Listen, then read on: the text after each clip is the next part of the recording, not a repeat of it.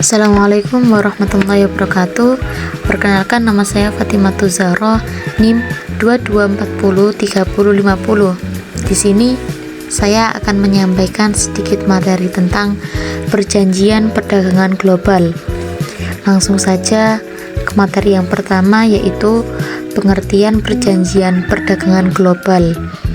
Perjanjian perdagangan global adalah kesepakatan resmi antara dua negara atau lebih yang mengatur ketentuan perdagangan internasional seperti tarif, kuota akses pasar, dan aturan lainnya. Perjanjian ini bertujuan untuk mempermudah arus perdagangan lintas negara serta mengurangi hambatan perdagangan. Perjanjian perdagangan global dapat bersifat bilateral, regional, maupun multilateral. Kesepakatan ini biasanya dituangkan dalam bentuk perjanjian tertulis yang mengikat secara hukum bagi negara-negara yang terlibat. Berikutnya yaitu tujuan dan manfaat perjanjian perdagangan global. Tujuan utama perjanjian perdagangan global adalah menciptakan sistem perdagangan internasional yang lebih terbuka dan transparan. Selain itu, perjanjian ini juga bertujuan untuk meningkatkan kerjasama ekonomi antar negara serta mendorong pertumbuhan ekonomi global. Manfaat dari perjanjian perdagangan global antara lain seperti memperluas akses pasar bagi produk dalam negeri, meningkatkan daya saing industri, menarik investasi asing, serta memberikan produk yang lebih beragam dan harga yang lebih kompetitif bagi para konsumen.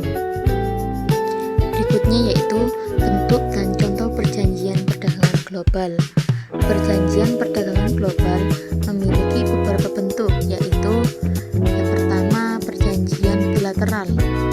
Perjanjian perdagangan antara dua negara, misalnya seperti Indonesia dengan Japan Economic Partnership Agreement atau IJPA.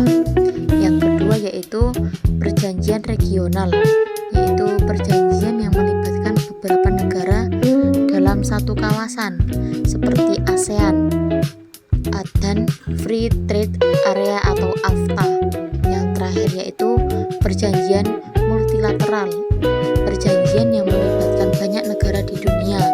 Contohnya perjanjian yang berada di bawah naungan World Trade Organization atau WTO.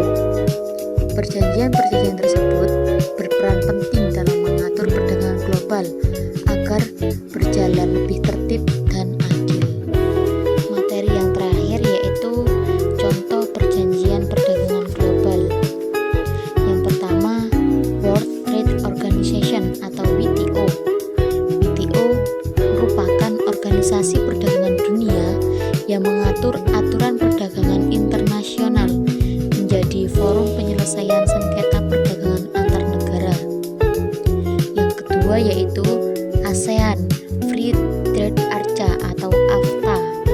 AFTA adalah perjanjian perdagangan bebas antar negara ASEAN yang bertujuan meningkatkan daya saing kawasan Asia Tenggara.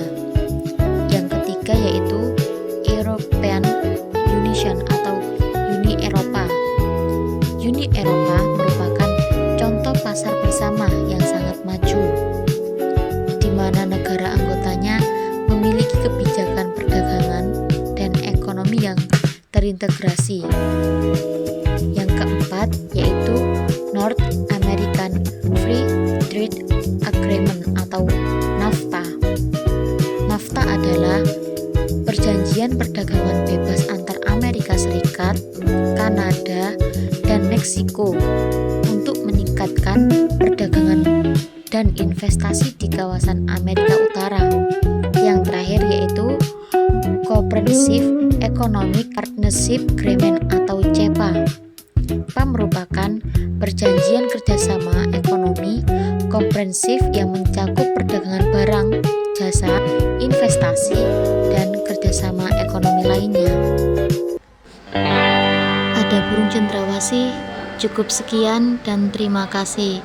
Assalamualaikum warahmatullahi wabarakatuh.